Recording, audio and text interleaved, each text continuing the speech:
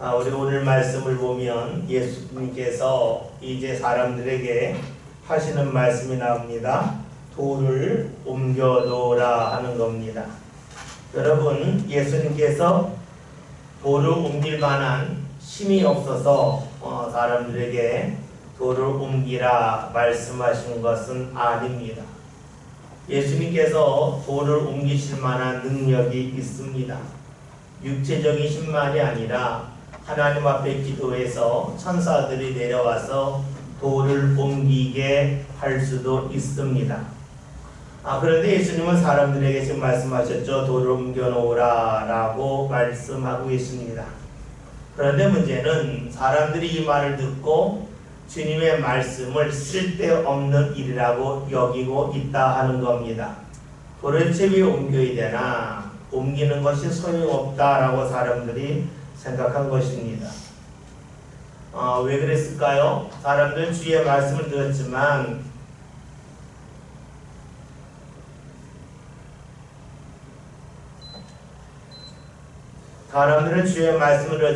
말씀을 하시는 하나님이 아니라 예수님이 아니라 말씀을 듣는 자신의 입장이 중심이 되었기 때문입니다. 마르다가 그렇죠. 그래서 마르다가 이야기합니다. 죽은 지가 이미 나흘이 되었습니다. 그래서 냄새가 납니다 라고 말합니다. 이런 말하는 이유는 간단하죠. 주님, 지금 돌을 옮겨 놓아봤자 소용이 없는데 왜 그런 말씀을 하십니까 하는 것을 애들러서 하는 말이 죽은 지 나흘이 되었습니다. 냄새가 납니다 라고 말하고 있습니다. 할 필요 없는 일을 왜 하라고 하시는가? 지금 예수님에게 반문하고 있는 것입니다. 말씀을 들을 때에 수많은 사람들이 이렇게 반응합니다. 말씀을 들을 때에 말씀하시는 주님이 아니라 말씀을 듣는 자신의 상황을 중심으로 해서 말할 때가 적지 아니하지요. 사실 성경에서도 이런 이야기를 우리가 쉽게 찾아볼 수가 있어요. 예수님께서 오병이의 역사를 일으키신 말씀이 요한복음 6장에 나오죠. 6장이라는 말씀을 보면 이런 말씀이 나와요. 5절부터 제가 읽을게요. 예수께서 눈을 들어 큰 무리가 자기에게 오는 것을 보시고 빌립에게 이르시되 우리가 어리석은 떡을 싸서 이 사람들을 먹이겠느냐 하시니 이렇게 말씀하심은 친히 어떻게 하실지를 아시고 빌립을 시험하고자 하십니다. 빌립이 대답하되 각 사람으로 조금씩 받게 할지라도 200데나리온의 떡이 부족하리이다. 무엇을 말합니까? 주님 말씀하셨지만 그거 불가능한 겁니다 라고 지금 빌립이 이야기하는 겁니다. 주님의 말씀을 들었을 때에 수많은 사람들 하는 이야기였습니다. 지금 우리 상황이 주님의 말씀과 맞지 않습니다 라고 답을 하고 있습니다. 우리로 이렇게 반응할 때가 많죠. 주께서 말씀하실 때에 감동을 주시되 주님 제 상황을 아신다면 그런 말씀하시면 안 되잖아요. 저 바쁜 거 하시잖아요. 저 지금 그런 쪽으로 능력이 부족한 거 하시잖아요. 그런데 왜 그런 말씀을 하십니까? 라고 말을 합니다. 다시 말하면 말씀하시는 주님이 아니라 말씀을 듣는 자신의 입장에서 주님의 말씀이 버겁다 하는 것을 이야기합니다. 자신이 이해하고 또 받아들이기 힘든 말씀이 들릴 때에는 사실 반응이 중요합니다. 왜 그럴까요? 어려울 때에 사람의 중심이 드러나기 때문입니다. 여러분 좋을 땐 좋죠. 그러나 어려울 때 보면 그 사람의 중심이 나옵니다. 마찬가지예요. 우리 안에도 예수님이 삶 가운데 중심인지 아닌지는 어떻게 합니까? 어려움을 경험해보면 나와요. 이 어려움 속에서 주님이 중심이 되면 그때는 주의 역사가 나타나고 주님이 나와 함께 하신다는 걸 분명히 깨달을 수가 있어요. 그것이 바로 베드로의 고백을 통하여 알 수 있어요. 우리가 잘 아는 말씀 중에 누가복음 5장 베드로가 예수를 만난 말씀이에요. 누가복음 5장 4절에 이런 말씀이 있습니다. 말씀을 마치시고 즉 예수님께서 말씀을 다 전하신 후에 시몬에게 이르시되 깊은 데로 가서 그물을 내려 고기를 잡으라. 5절에는 말씀을 보면 시몬이 대답하여 이르되 선생님 우리들이 밤이 새도록 수고하였으되 잡은 것이 없지만은 말씀에 의지하여 내가 그물을 내리리이다 하고 이 무엇을 말합니까? 말씀에 의지해서 그물을 내린다는 말씀은 주님이 말씀하지 않았다면 그 일을 절대로 하지 않았을 거라는 겁니다. 왜냐하면 어부이기 때문에 물고기들이 깊은 곳에 있지 않으면 낮은 곳에 있음을 알아요. 왜냐하면 낮은 곳에 있다고 하는 것은 햇볕이 들어가는 물속까지 들어가는 범위가 있잖아요. 그런데 낮은 곳은 어떻게 거의 바닥까지 들어가니까 거기에 물고기가 먹을 수 플랑크톤이 많이 생기겠죠. 그러니까 깊은 곳이 아닌 낮은 곳에 물고기가 많을 수밖에 없어요. 깊은 곳에는 햇볕이 끝까지 들어가지 않으니까 플랑크톤이 별로 생기지 않고 물고기 먹이가 없으니까 물고기 없음을 알아요. 근데 예수님이 깊은 곳에 가서 그물을 내리라고 말씀하셨어요. 베드로는 가기 싫어요. 그런데 주님이 말씀하셨기 때문에 갑니다가 뭐예요? 말씀에 의지하여 그물을 내리겠습니다. 말씀이 없다면 제가 절대로 할 일이 아닙니다. 주님이 말씀하신 것이 아니고 다른 사람이 말했다면 저 안 따릅니다. 그러나 주님이 말씀하셨기 때문에 저는 그곳에 갑니다. 이 고백이 뭡니까? 말씀에 의지하여 그물을 내린다는 겁니다. 여러분, 무엇이 신앙입니까? 신앙은 나는 아니라 하지만 주님이 옳다고 하면 그것을 받아들이는 것이 신앙입니다. 다시 말하면 내가 볼 땐 아니지만 주님이 말씀하셨기 때문에 내가 그물을 내린다고 하는 베드로의 고백이 바로 신앙의 고백입니다. 그러니까 신앙이라고 하는 것은 주님 앞에 맞춰 나가는 것이고 주님 앞에 맞춰 나가기 위해서 내가 가졌던 생각을 내려놓는 겁니다. 여러분, 그래서 우리가 은혜 받는 것이 쉽지 않다는 겁니다. 은혜 받는 것이 쉽다고 하는 것은 내가 없을 때 쉬운 겁니다. 내가 있을 때는 은혜 받기가 어려운 것이에요. 그래서 우리는 은혜는 값없이 하나님이 주시지만 받기는 어렵다는 거예요. 내가 죽어야 되니까. 내가 말씀에 의지해서 그물을 내려야 하기 때문이에요. 말씀이 없다면 전혀 거들떠보지도 않는 일이지만 말씀하셨기 때문에 하는 것이 바로 신앙입니다. 여러분, 누가 은혜 받습니까? 은혜는 하나님과 자신이 마음이 맞아야만 받는 겁니다. 그렇죠? 마음이 맞아야만 줄 때 받죠. 마음이 맞지 않으면 저도 못 받는 겁니다. 내 마음이 맞는다는 것은 다른 말로 하면 나 자신이 벌어질 때에 우리가 하나님과 마음이 맞는 것이고 그렇게 마음이 맞을 때에 우리 삶 가운데 주의 은혜가 임합니다. 그러니까 은혜 받는 것이 쉬운 것이 아닙니다. 그런데 우리가 여기서 늘 생각해야 될 것이 있습니다. 많은 이들이 말씀을 듣고 받아들이지 못하는 이유가 있어요. 그것은 왜 그러냐면 증상과 원인이 늘 같지 않기 때문입니다. 우리가 몸이 아플 때 침을 맞잖아요. 손목이 아플 때에 손목에 침을 놓는다 그러면 우리는 내가 아픈데 치료하려고 침을 놓나 보라 그래요. 근데 손목이 아프다 그러는데 손목에 침을 놓지 않고 발목에 침을 놓으면 이거 왜 이래? 그러죠. 왜 아픈 데다 침을 안 놓고 엉뚱한 데 침을 놔? 그럽니다. 의사들은 말하죠. 손목이 아플 때에 손목이 아닌 발목에 침을 놔야 그래 낫습니다. 말할 때가 있어요. 때로는 팔이 아파요. 팔이 아픈데 침을 팔에다 놔줘야 되는데 팔에 안 놓고 목에 놔요. 그러면 그러죠. 이사 왜 그래? 내가 아픈 데가 팔인데 왜 목에다 놔? 돈 몰라고 그러나 이 의사 못 쓰겠구만. 그래서 그 의사를 싫어할 수 있어. 근데 의사는 말하죠. 팔이 아픈 것은 목이 잘못해서 아픕니다. 그러니까 증상이 나타나는데 팔이지만 원인은 목에 있습니다. 그게 목에 침을 넣는 겁니다. 이것이 해부학적으로 맞는 겁니다. 라고 설명을 해주면 그때야. 여러분, 우리 몸을 통하여 할 수 있는 것이 있죠. 우리 삶 가운데 하나님이 뭔가 하라고 할 때에 우리 이거 왜 안 하죠? 그러나 그것은 우리가 증상에 초점을 맞추기 때문에 그래요. 원인에 초점을 맞추면 안 그래. 그러나 하나님은 원인을 아셔요. 그러니까 우리가 주의 말씀을 따르려고 할 때에 우리는 증상에만 초점을 맞추다 보니까 주의 말씀을 믿고 따르기가 어려워요. 내 것을 버리기가 힘들다 하는 것이지. 많은 이들이 하나님의 말씀이 틀렸다고 하면서 자신의 생각을 주장할 때가 많습니다. 그런데 이렇게 말하면 우리는 믿음이 없어 보이니까 뭐라고 이야기합니까? 자신의 상황을 말해요. 제 상황이 이래요. 오늘 말씀처럼 죽은 지가 벌써 나흘 됐어요. 냄새나요. 라고 말해요. 이 말할 때에는 상황을 설명하는 것이 아니죠. 주의 말씀을 들으면 안 된다고 하는 자신의 주장을 합리화하는 데 있습니다.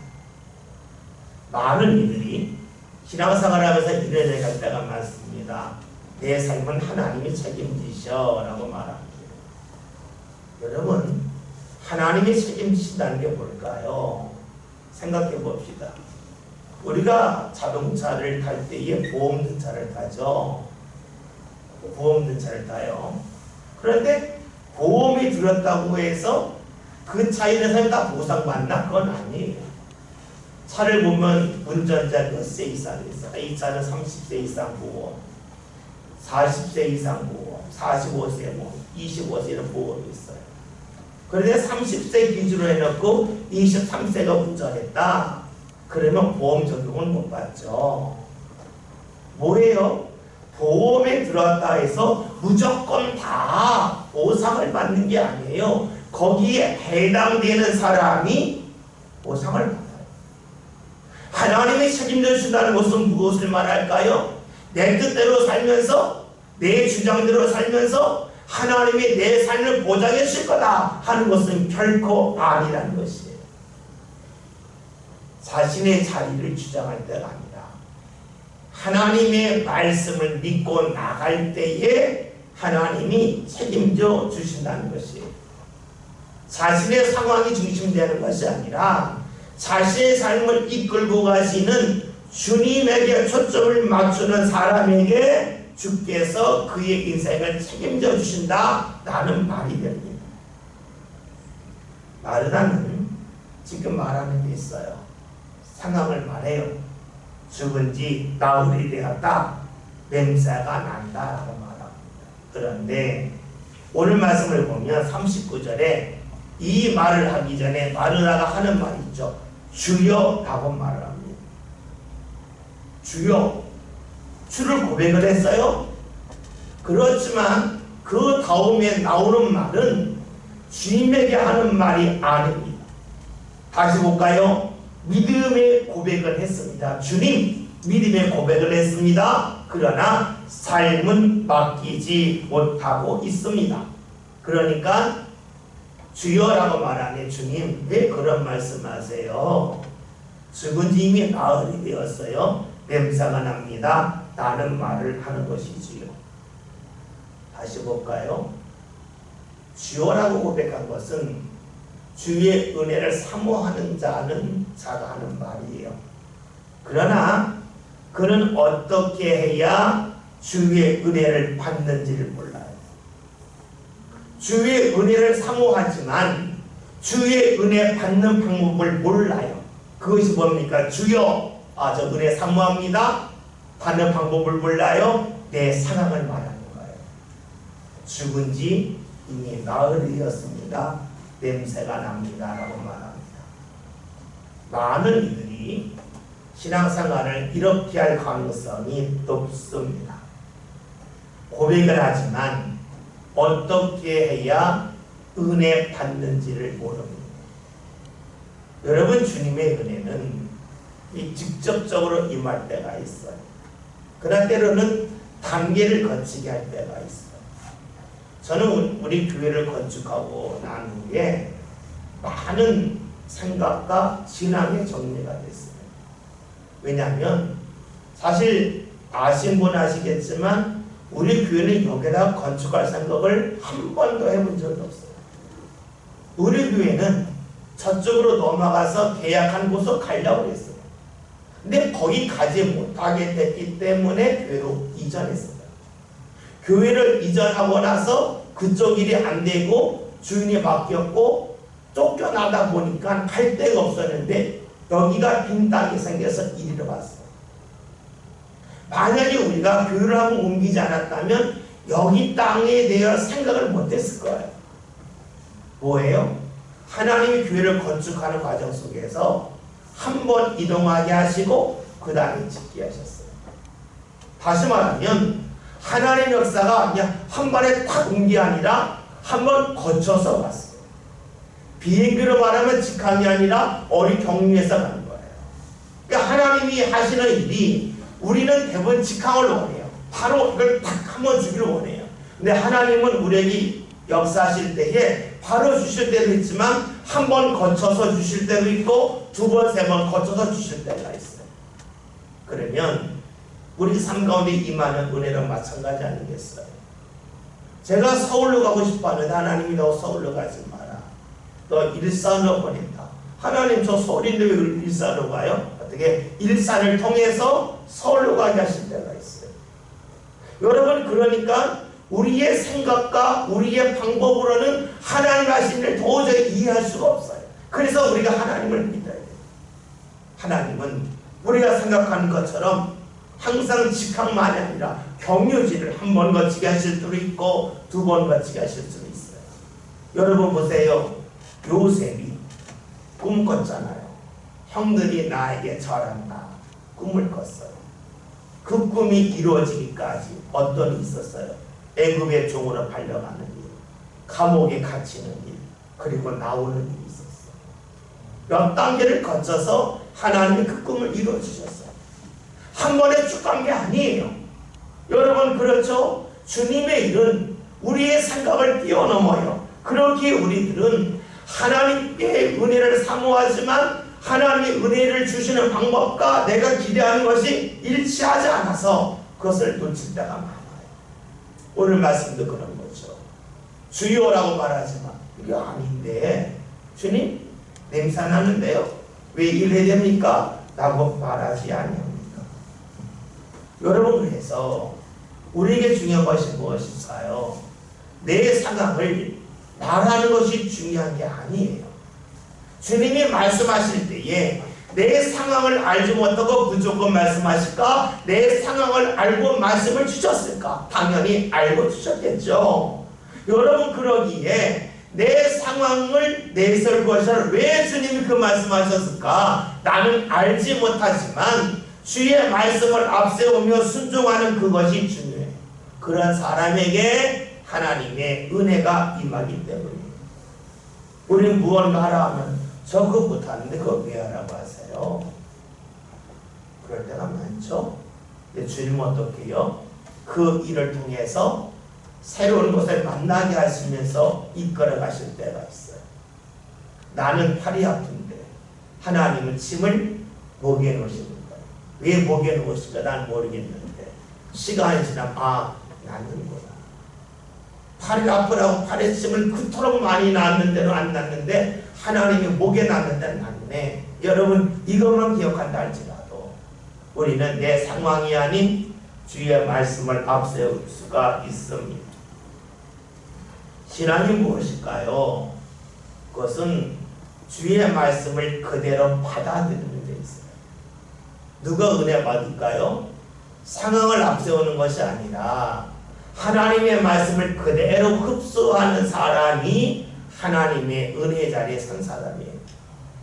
신명기 11장에는요 모세가 이스라엘 백성들에게 약속의 땅에 관하여 이야기해줘요. 근데 그 약속의 땅의 특징이 어떤가? 신명기 11장 11절에 이런 말씀이 있어요. 너희가 건너가서 차지할 땅은 산과 골짜기가 있어서 하늘에서 내리는 비를 흡수하는 땅이에요.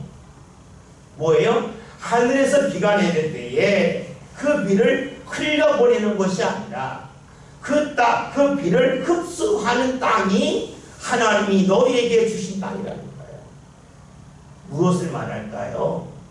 하나님이 내 삶 가운데 주시는 은혜의 비를 그냥 받아들이는 사람, 흡수하는 사람. 말씀을 흡수하는 사람이 약속의 땅에 들어가 사는 사람이에요. 여러분, 혹여나 말씀을 들으면서 주의 감동이 임하였을 때에 죽은 지 나흘인데 냄새가 나는데 왜 그런 말씀하십니까? 제가 이해할 수가 없다고 하기보다는 약속의 땅처럼 피를 흡수하듯이 주의 말씀을 흡수하고 받아들이고 다른 가운데 주의 인도하심이 나타나는 저와 여러분의 삶이 꼭 되길 바라겠습니다. 40절 말씀을 다 같이 함께 읽겠습니다. 말씀 읽습니다. 예수께서 이르시되 내가 이르기를 하면 하나님의 영광을 보게 아버지 아니라는 하시니. 아멘.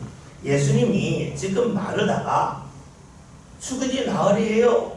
냄새가 나요? 왜 그런 말씀하세요? 나는 반응을 보였을 때에 예수 말씀이 뭡니까?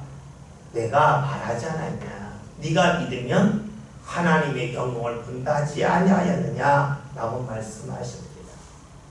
상황을 앞세우는 사람에게 말씀하신 주님에게 초점을 맞추라고 말씀하고 계신 것이지요. 여러분, 상황이 좋다면 무엇을 말할까요? 그것은 주님의 말씀을 자신이 받아들이기 좋다는 것이에요. 그럴 때에는 말씀을 따르기가 쉬워요. 어렵지가 않아요. 문제는 자신이 좋다고 여기는 것과 주님이 좋다고 여기는 것이 일치하지 않을 때입니다. 마르다에는 이것이 일치가 되지 않는 것이에요.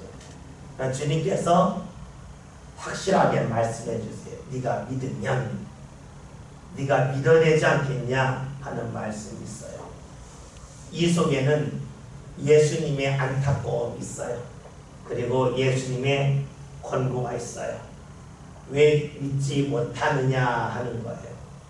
왜 믿지 못하느냐 하는 것은 네가 지금 은혜 받을 기회인데 왜 그 기회를 박차려고 하느냐 하는 아쉬움이 있습니다. 그래요. 주님은 모든 사람들이 하나님의 영광을 보기를 원하셔요. 그 영광을 보지 못할 때에 주께서는 안타까워 하십니다. 봅시다. 하나님의 영광을 본다고 할 때에 우리가 논리적으로 본다면 이런 질문을 할 수 있어요. 하나님의 영광을 본다? 그러면 하나님의 수치도 있단 말인가? 라고 볼 수도 있어요. 그런데 이것은 사람의 논리에 빠진 것이에요. 우리는 하나님의 선하심에 대해 이야기합니다. 그러면 하나님의 악하심도 있을까? 그렇지 않다는 거예요.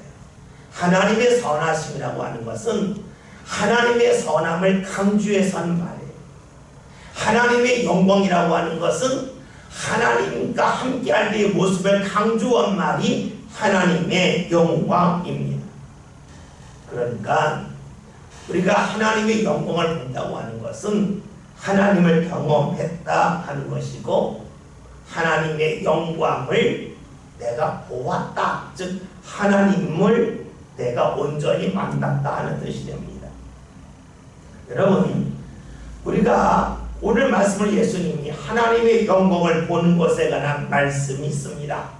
하나님을 경험하는 것에 관한 말씀이 있습니다. 그것은 믿어야 된다는 것이죠. 선한 행동을 도와야 되는 것이 아닙니다. 사도행전 7장을 보면 스데반이 순교하는 내용에 관한 말씀이 나와요. 그런데 스데반이 순교하기 전에 어떤 일이 있었는지 7장 55절에 이런 말씀이 있습니다. 스데반이 성령 충만하여 하늘을 우러러 주목하여 하나님의 영광과 및 예수께서 하나님 우편에 서신 것을 보고, 말씀을 보면 스데반이 하늘을 우러러 보았습니다. 그런데 그것은 그냥 쳐다본 것이 아니라는 것이에요. 그것은 성령이 충만하여 보았다라고 말씀하고 있고, 이것은 믿음으로 주를 보았다는 것입니다. 지금 돌에 맞아 죽기 전의 상황입니다. 그런데도 그는 믿음을 내려놓지 않았습니다. 하나님을 원망하지 않았습니다. 믿음을 버리지 않았죠. 그렇게 믿음으로 설 때에 하나님께서는 스데반에게 하나님의 영광을 보게 하여 주시는 은혜를 부어주셨습니다. 하나님의 영광을 본 스데반은 어떡합니까? 죽음의 자리에서 극적으로 벗어납니까? 그러하지 않아요. 하나님이 그렇게 하실 수는 있죠. 갑자기 번개의 치임을 통해서 사람들이 놀라서 도망가게 할 수도 있고, 돌을 든 사람들에게 팔의 신경을 마비시켜서 돌을 다 떨어뜨리게 하실 수도 있어요. 그런데 하나님 그렇게 하지 않으셨어요. 그냥 돌에 맞아 죽게끔 하셨어요. 그러나 스데반은 그렇게 하나님의 영광을 보았기에 돌에 맞아 죽는 순간에도 자신을 향하여 돌을 던지는 사람을 위하여 기도할 수가 있었습니다. 여기서 알 수 있는 것이 있어요. 우리가 믿음이 있어서 하나님의 영광을 볼 때에 일어나는 일은 다양하다 하는 겁니다. 하나님의 영광을 보았기 때문에 내가 세상에서 성공하고 출세할 때도 있지만 영광을 본 후에 돌에 맞아 죽을 수도 있습니다. 그러나 잊지 말을 것은 하나님은 가장 적절한 방법으로 우리로 하여금 하나님의 영광을 느끼게 하신다 하는 것이죠. 오늘 말씀을 보면 예수님께서 믿으면 네가 하나님의 영광을 보리라 하지 않았느냐라고 말씀하셨죠. 그런데 이것은 우리가 성경 말씀을 읽을 때는 과거형입니다. 그러나 실제로 성경을 보면 우리나라 말이 없는 완료형이에요. 완료형이라는 건 계속해서 되었다 하는 것이 죄송합니다. 오늘 말씀 과거형입니다. 과거형이라고 하는 것은 이미 마르다가 이미 들었다는 겁니다. 믿으면 하나님의 영광을 본다는 말씀을 이미 과거에는 들었었습니다. 그런데 듣는 순간에는 알았지만 그것이 삶 가운데 나타날 때에는 그 말씀을 잊은 것이 바로 마르다입니다. 즉 그의 신앙이 머리에 머물렀다는 거예요. 그리고 머리에 머문 그 말씀과 신앙이 실제 삶 가운데서는 다 사라지고 잊혀졌다는 것입니다. 신앙이 머리에만 있는 사람은 마르다처럼 믿어야 된다는 말씀을 들었지만 실제 삶 가운데는 믿지 못합니다. 신앙은 머리에서 가슴으로, 가슴에서 팔로 이어져야 됩니다. 다시 말하면 내가 들은 말씀이 삶으로 내가 행하고 경험하는 일이 중요합니다. 그런데 이것이 의외로 쉽지가 않습니다. 힘들 때에 하나님의 말씀이 잘 떠오르지 않고 잡신이 앞설 가능성이 매우 높습니다. 그렇게 우리는 여기서 물어야 됩니다. 어떻게 해야 내가 들은 말씀, 머리로 하는 말씀이 가슴까지 내려오고 그것이 삶으로 이어질 수 있을까 하는 겁니다. 답은 하나입니다. 성령이 함께 하셔야만 합니다. 우리가 잘 아는 말씀 중에 에베소서 4장 3절 4절 제가 읽을게요. 평안의 매너줄로 성령이 하나 되게 하신 것을 심서 지켜라. 몸이 하나요 성령도 한 분이시니 이와 같이 너희가 부르심의 한 소망 안에서 부르심을 받았느니라. 성령이 뭐가 되게 하세요? 하나 되게 하십니다. 뭐 하나 되게 하세요? 내가 머리로 알고 있는 것이 가슴과 분리되지 않고 하나 되게 하시고 그것이 발걸음으로 이어지도록 하나 되게 하십니다. 성령이 역사할 때에 머리의 신앙이 가슴으로 삶으로 이어지겠죠. 그리고 성령이 역사할 때에 우리는 알고 있는 말씀이 위험해서 잊혀지는 것이 아니라 위험하다 할지라도 어렵다 할지라도 계속해서 삼권에 떠오르며 그 길로 나간다는 것이지요. 그러면 어떻게 해야 성령 충만할 수 있습니까? 우리 잘 알고 있는 에베소서 이런 말씀이 있죠. 술 취하지 말라. 이는 방탕한 것이니 오직 성령으로 충만함을 받았다. 성령 충만함을 받았다 했어요. 성령 충만이라는 게 뭘까요? 19절에 시와 찬송과 신령한 노래들로 서로 받아가며 너희의 마음으로 주께 노래하며 찬송하며. 찬송이 있을 때에 성령 충만이 있습니다. 에베소서 5장 20절에는 범사에 우리 주 예수 그리스도 이름으로 항상 아버지 하나님께 감사하라. 감사할 때에 성령의 역사가 강력하게 나타납니다. 그리스도를 경외함으로 피차 복종하라. 서로가 서로에게 헌신하라는 거예요. 그러니까 우리가 찬송하고 우리가 감사하고 우리가 섬기며 신앙생활할 때에 성령께서 우리와 함께 하셔서 성령 충만한 일이 나타나고 그리할 때에 우리가 들었던 말씀이 머리에서 멈추지 않고 삶으로 이어져 나간다는 것입니다. 우리가 교회에서 기도한다, 찬송한다 하면 그러죠. 기도했는데 찬송했는데 도대체 뭐가 달라지냐? 했는데 똑같다 라고 말하는 분이 있어요. 그럼 왜 그럴까요? 이를 통해서 하나님이 성령께서 역사할 수 있도록 이끌어 주시며 성령께서 역사하실 때에 우리 머릿속에 있는 말씀이 삶 가운데 이어짐을 통해서 하나님의 영광을 볼 수 있도록 하나님의 은혜의 자리에 이룰 수 있도록 우리를 이끌어 가시기 때문입니다. 어떤 일이 그러죠? 기도하고 찬송하면 돈이 생기냐 밥이 생기냐 그것 때문에 생기는 게 아니에요. 이를 통하여 성령이 역사하시고 성령이 역사하심을 통하여 삶 가운데 주님이 내게 주신 말씀 내게 주신 감동을 내가 소홀히 다루는 가운데 하나님의 영광을 보게 하신다는 것이죠. 그것이 되지 않으면 자꾸만 잊혀지는 거예요. 우리가 왜 교회에서 모여서 자꾸 기도할까?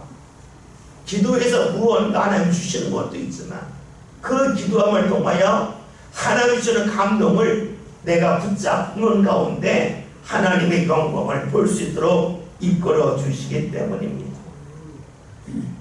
오늘 말씀을 보면 마누라는 이것이 안 된 것이에요. 마누라가 이것이 되지 아니하니까 주님께서 그에게 말씀하시는 거죠. 내가 말하지 않았냐? 믿어야 하나님의 영광을 본다고 하지 않았냐? 주께서 말씀하신 것입니다. 여러분 봅시다. 말씀은 알고 있어요. 그런데 그것이 삶 가운데 영향을 미치지 못한다면 얼마나 안타까운 일입니까? 내가 신앙생활을 하면서 하나님이 주시는 감동을 많이 받았는데 정작 삶의 자리에 가면 그 말씀을 나도 모르게 뒤로하고 내 상황을 자꾸만 강조한다면 주께서 은혜를 주신다 할지라도 그 은혜를 받지 못하는 사람이 되겠죠. 신앙의 효율이 크게 떨어지는 사람이 됩니다.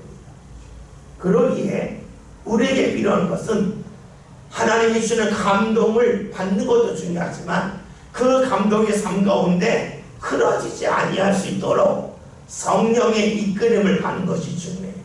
그래서 기도하는 것이 중요하고 그래서 우리 삶 가운데 찬송하며 헌신하는 것이 중요해요.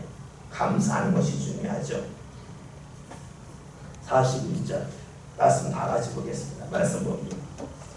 오늘은 경험이 예수께서 우리가 돌아오시고 아버지여 내 말을 들으신 것을 감사합니다.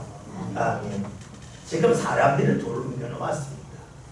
예수님 맨 처음에 돌을 옮겨놓으라 했더니 마르다 하는 아니가 주여 죽은 지 벌써 나흘이 되었습니다. 냄새가 납니다. 말씀 한 번 듣고 순종하지 않았어요. 그러니까 예수님께서 내가 너에게 말하지 않았냐? 믿으면 하나님의 영광을 본다 하지 않았느냐? 말씀하셨어요. 두 번째 말씀이 임한 다음에 사람들이 돌을 옮겨 놓았습니다. 이 속에서 알 수 있는 것이 있죠. 사람들이 돌을 옮겨 놓은 것은 주님께서 믿어야 하나님의 영광을 본다는 말씀을 듣고 움직였습니다. 다시 말하면 맨 처음에 돌을 옮겨 놓으라 할 때는 그 말씀이 마음에 오지 않았어요. 두 번째 말씀, 내가 너에게 믿어야 하나님의 영광을 보리라 하지 않았느냐? 나는 말씀을 들었을 때에는 그 말씀이 마음에 부딪혔습니다. 봅시다. 같은 말씀을 듣지만 어떤 이는 한 번 말씀을 듣고 그 말씀이 마음에 부딪혀서 그 말씀에 따라 행할 수 있어요. 어떤 사람은 처음에 말씀을 들을 때는 흘려보내고 두 번, 세 번 말씀을 반복해서 들은 다음에 그 말씀을 따를 수도 있습니다. 여러분, 그렇죠. 우리가 한 번에 주의 말씀을 듣고 따를 수도 있고 두 번, 세 번 듣고 말씀을 따를 수 있어요. 말씀을 따른다는 것을 몸이 움직이는 것을 본다면 말씀을 듣고 몸을 바로 움직이는 사람이 있고 두 번, 세 번 들은 다음에 몸을 움직이는 사람이 있습니다. 헌신할 때에도 말씀을 한 번 듣고 헌신하는 사람이 있고 말씀을 반복해서 들은 다음에 헌신하는 사람이 있습니다. 그렇다면 하나님의 영광을 보는 것도 마찬가지죠. 말씀 한 번 듣고 따르는 가운데 하나님의 영광을 보는 사람이 있는가 하면 말씀을 두 번, 세 번 계속해서 반복해서 들은 다음에 비로소 말씀에 순종하면서 하나님의 영광을 보는 사람이 있습니다. 이것을 좀 냉정하게 말한다면 믿음은 모르는 사람의 것이 아닙니다. 한 번에 순종하는 사람이 있고 두 번 들어야 순종하는 사람이 있습니다. 때로는 두 번이 세 번, 네 번, 10번으로 늘어날 수도 있고 때로는 100번 들어도 순종하지 아니하는 사람이 있을 수도 있습니다. 오늘 말씀에서는 말씀을 두 번 들은 다음에 사람들이 순종했습니다. 오늘 우리들이 주의 영광을 본다, 하나님의 은혜를 받는다고 하는 것은 주의 말씀을 듣고 움직이는 것을 말합니다. 그런데 내가 한 번에 움직이냐, 두 번에 움직이냐, 아니면 말씀을 20번 그 이상 듣고 나서 움직이느냐, 이것에 따라서 우리 삶 가운데 주의 영광을 보는 시기가 빨라질 수도 있고 늦춰질 수도 있고 때로는 영영 못 볼 수도 있습니다. 그러니 우리가 말씀을 보면서 내가 말씀을 들으면 빨리 순종해야지. 그것이 지혜로운 일인데, 그것이 믿음이 성장해진 건데 하는 마음을 가질 필요가 있겠죠. 말씀을 전하는 자 입장에서 봅시다. 예수님이 맨 처음에 말씀을 전했을 때에 사람들이 알아듣지 못했습니다. 예수님이 다른 방법으로 말씀하셨죠. 믿어야 하나님의 영광을 보지 않겠냐. 즉 사람들이 이해할 수 있는 내용으로 말씀을 거듭해서 하셨습니다. 만약 예수님이 말씀을 전하는 방법을 바꾸지 않았다면 말을 나는 계속해서 주님 죽은 지 나흘입니다, 냄새가 납니다, 이 말을 반복했겠죠. 예수님은 상대가 알아들을 수 있는 말로 바꿔서 하셨습니다. 주님은 우리가 알아들을 수 있는 말씀으로 우리에게 다가오십니다. 이것은 무엇을 말할까요? 우리도 누군가와 말할 때에 그 사람이 알아들을 수 있는 말을 할 수 있다면 그것이 우리가 주님을 닮아가는 증거라고 볼 수가 있습니다. 같이 있지만 알아듣지 못하는 말을 할 수도 있어요. 그때 일어난 일이 뭡니까? 흩어짐입니다. 우리가 창세기 11장을 보면 바벨탑을 쌓는 사건이 있죠. 사람들이 바벨탑을 쌓다가 중간에 바벨탑을 못 쌓았어요. 쌓지 못한 이유는 언어가 달라졌기 때문에 말이 통하지 않아서 그렇습니다. 여러분, 말이 통한다고 하는 것은 한글을 서로 사용한다, 한국말 사용한다, 뭐 그런 것도 있겠지만 상대의 마음이 움직여질 수 있는 말을 하는 것이 말이 통하는 겁니다. 사도행전 2장에 있는 말씀을 보면 성령 강림에 관한 말씀이 나와요. 그런데 이 성령 강림이 나타난 다음에 일어난 일이 뭐냐면 그때가 오순절이었는데 오순절을 지키기 위하여 세계 각국에 흩어져 있던 많은 유대인들이 모였는데 성령을 받아 사람들이 방언할 때에 그들이 말하죠. 이들이 하는 말이 우리가 알아듣는 말로 한다는 거예요. 그러니까 다시 말로 하면 그들이 영어로, 일어로, 중국어로, 프랑스어로 말하기 시작했다는 거예요. 무엇을 말할까요? 기능적인 것을 말하는 게 아니에요. 성령이 임하였을 때에 말이 통하지 않았던 사람과 말이 통한다? 다시 말하면 마음이 통하는 역사가 나타났다는 것을 말씀해 주고 있습니다. 성령이 함께할 때에 일어나는 게 뭘까요? 성령이 함께한다는 것은 하나님이 중심이 된다는 것입니다. 하나님이 중심이 되면 다른 사람을 이해하게 되고 그와 통하는 말이 된다는 것입니다. 여러분, 삶의 기쁨이 뭐예요? 통할 때 기쁜 거잖아요. 여러분, 무언가 하는데 여러분이 하는 말을 누가 알아듣지 못하면 답답해서 화가 나요. 근데 내가 하는 말을 상대가 다 알아들어요. 반응해요. 그때 기쁜 거잖아요. 그러면 우리가 예수 안에서 기쁘다는 것이 뭐예요? 내가 예수님과 기쁘다는 것도 있겠지만 내가 예수님이 주시는 마음을 갖고 누구하고 말하다 봤더니 마음이 통해요. 그를 이해해요. 그러니 기쁨이 있다고 말할 수가 있겠죠. 사람이 중심이 되면 바벨탑처럼 결국은 흩어져요. 그러나 성령이 역사하시면 마음이 통해요. 말이 통해요. 예수님은 사람들이 알아듣지 못하자 그들이 알아들을 수 있는 말로 하셨어요. 오늘 우리의 가정에서도 그리고 우리가 섬기는 교회에서도 이 일이 절대적으로 필요하겠죠.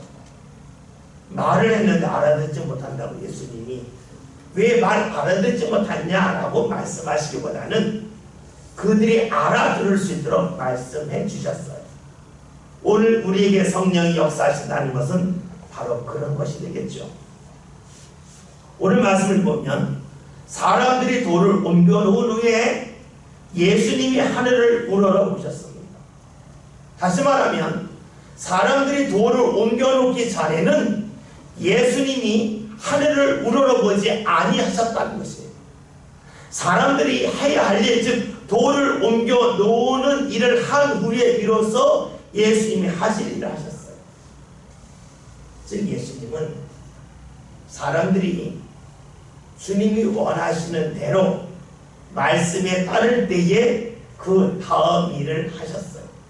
다른 말로 하면 사람들이 무언가 따르며 순종하기까지 기다리셨다가 예수님이 하실 일을 하셨습니다. 왜 그렇게 하셨을까요? 예수님은 사람들의 돌을 옮겨놓으면 죽은 나사로를 살릴 능력이 없었기 때문일까요?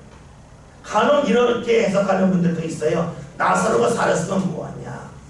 무덤이 돌로 막혔으니까 못 나올 거다. 그러니까 나올 수 있도록 돌을 옮겨놓은 거라 라고도 해석해요. 물론 일리가 있어요. 그러나 여러분, 주님께서 죽은 자를 살리신 그 주님이라면 그로 하여금 돌을 옮기게 할 수 있는 역사를 베풀지 못하실까? 당연히 하시겠죠. 그런데 예수님이 왜 돌을 옮겨놓으라 하셨을까요? 이유는 여기 있어요. 사람들이 믿음으로 무언가 반응한 후에 주께서 일하시겠다는 것이에요. 그 이유는 무엇일까요? 주님이 일하셨을 때에 믿음으로 준비하고 반응한 사람들은 그 일을 믿음으로 받아들여요. 그런데 주께서 역사하셨지만 믿음으로 준비하지 못한 사람은 주님이 하신 일을 믿음으로 받아들이지 않고 하나의 놀라운 사건으로만 생각을 해요. 그러면 주님이 하신 일을 통해서 사람들의 믿음이 성장하고 믿음의 변화가 나타나는 것이 아니라 깜짝 놀라고 만다는 것이에요. 여러분, 주님께서 역사하신 이유는 우리를 하여금 믿음을 갖게끔 하기 위함이지 우리들로 하여금 신비한 일을 모르게끔 하는 것이 목적이 아니에요. 그러니까 사람들이 믿음으로 준비되지 아니하면 주님이 역사하셔도 깜짝 놀라고 하는 것이에요. 믿음으로 반응하지 않죠. 우리가 교회에서도 마찬가지예요. 교회에 와서 왜 우리가 미리 기도하고 찬송하며 예배를 준비할까요? 말씀을 듣고 고개를 끄덕이다가 갈 수도 있고, 말씀을 듣고 그것을 믿음으로 붙잡을 수도 있어요. 누가 붙잡아요? 돌을 옮겨놓은 사람, 믿음으로 준비한 사람은 말씀을 듣고 그것을 믿음으로 받아들이지만, 그렇지 않은 사람들은 맞는 이야기 했네, 그래, 고개만 끄덕이러 간다는 거예요. 예수님이 원하신 것이 무엇이었습니까? 죽은 나사로만 살리는 것이 아니에요. 죽은 나사로를 살림을 통해서 사람들로 하여금 예수님에 대한 편구와 믿음을 갖기를 원하신 거예요. 이를 위해서 무엇이 필요한가? 믿음으로 준비하고 믿음으로 반응하는 준비, 그것이 뭐예요? 돌을 옮겨놓는 일이었습니다. 예수님은 그렇게 사람들이 믿음으로 준비하고 반응하는 일이어서 하늘을 우러러 보셨습니다. 하늘을 우러러 보았다고 하는 것은 어떤 공간적인 하늘을 바라보았다, 그런 뜻이 아니라 하나님 앞에 집중했다는 겁니다. 왜 하나님에 집중하셨을까요? 나사로를 살리는 것은 사람의 힘으로 될 수 없고 오직 하나님의 능력으로만 가능하기 때문에 그래요. 오직 하나님만이 그 일을 하실 수 있다 하는 것을 믿었기 때문입니다. 그래서 하늘을 우러러봅니다. 그런데요, 여기서 우리의 삶을 살필 것이 있어요. 우리가 이 세상을 살면서 하나님만이 하시는 일이 너무 많다는 거예요.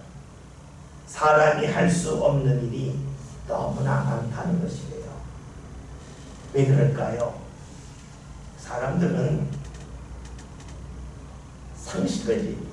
상식적으로 받아들이겠다는 거예요. 여러분 아시죠? 상식은 사람마다 다 달라요.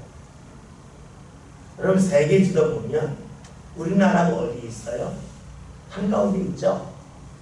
한가운데 우리나라가 있고 태평양이 있고 건너편에 미국이 있고, 그 다음에 이 우리나라에서 왼쪽으로 보면 유럽이 있고 아프리카가 있죠.